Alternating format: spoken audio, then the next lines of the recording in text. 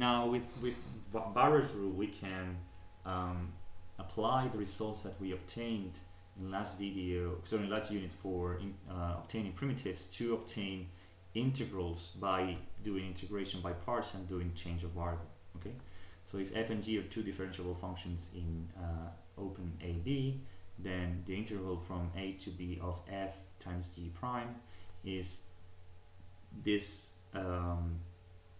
f of x times g of x evaluated at b minus the same expression evaluated at a, which is what it says here, and then minus the integral between a and b of f prime times g.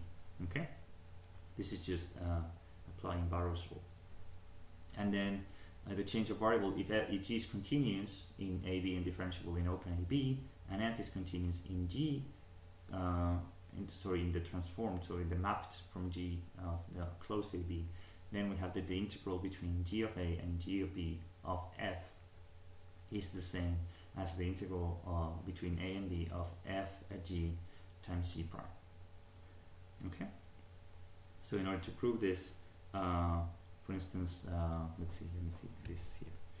We can prove that on one hand we had that this integral is the integral between f at u, right, du, and this is the primitive of f at gb minus the primitive of f again at g of a, right? This is just applying Barrow's rule. And then if we have if we differentiate this expression, right, we have the derivative of f and g of x, for instance, with respect to x. What you get is f prime at g times the derivative of g prime at x, right? So let's see, and this is f at gx, right? So this is going to be the integral of this function f at gx times the derivative of gx dx, right?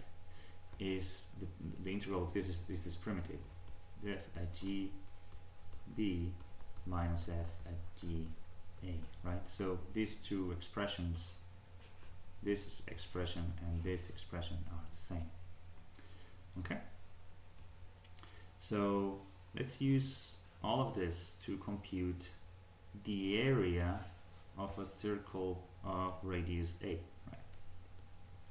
So we know that the equation of this circumference is y squared plus x squared equals a squared, and so from this we get, as we know, this is y is equal to plus minus the square root of a squared minus a squared. Okay, so it's clear that the area between the x-axis and this, the positive function, is going to be the same as this area, right? So the area that we're looking for is the integral between minus a of a, sorry, 2 times the integral of this function, right?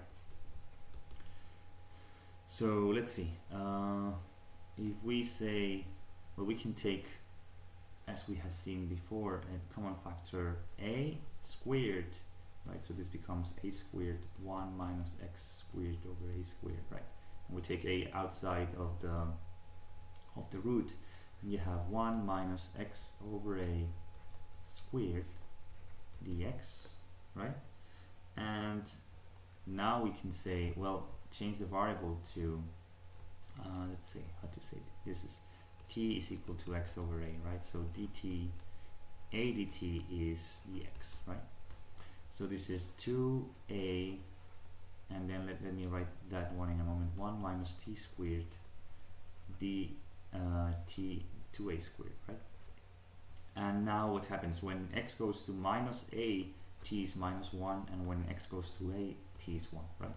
And now we have to do another change of variable, because this is one of those variables that need those integrals that need trigonometric change of variable, right? So let's write t is the sine of z, for instance, right?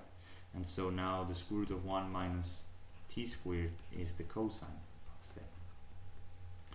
So dt is the cosine of z2, right? So this is 2 a squared, and then we have 1 minus t squared, the cosine, times the cosine. So we have the cosine squared of z dz, right?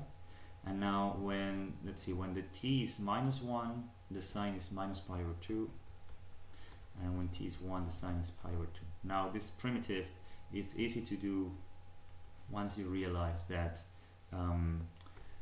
2 times the cosine squared of z is equal to 1 plus the cosine of 2z. We've done this in unit 9. So this is a squared times the integral between minus pi over 2 and pi over 2 of 1 plus the cosine of 2z. Okay, and let's see, the primitive of this is going to be a squared times, and then we have well, this is 1, so this is just the width of the interval. This is pi, and then we have plus the sine of 2z divided by 2 between pi halves and minus pi halves. Okay, but now this integral, you know, the sine is an odd function, and it's being integrated around symmetric interval around 0, so this is going to be 0, and so we're left with pi times a squared, which is the radius, which is the formula for the area that we all know. Okay.